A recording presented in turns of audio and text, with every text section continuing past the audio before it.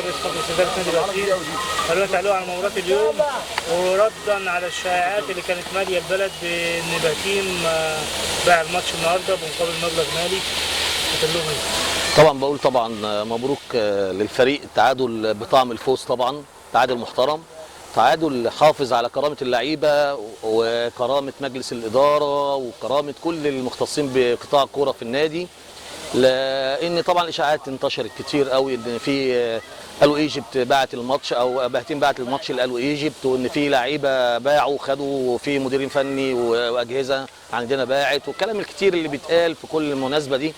ولما تيجي التصفيات ديت بتبقى الكلام ده كتير قبل كده اتقال كتير على الموضوع دوت. لكن الحمد لله احنا كنا قبل المباراه دخلت اللعيبه واديتهم المحاضره الكامله في الموضوع، والحمد لله اللعيبه كانوا قد المسؤوليه.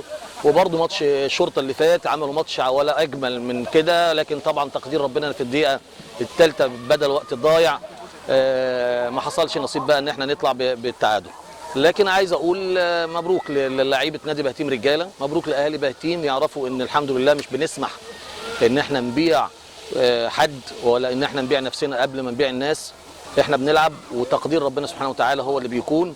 والحمد لله النهارده كانوا رجاله على اعلى مستوى، عملوا ماتش جامد جدا جدا عشان نقتل بقى اللي بيتكلموا واللي هم لهم نفس ان هم يزعزعوا كل شؤون النادي واللي هم عاوزين يبوظوا النادي.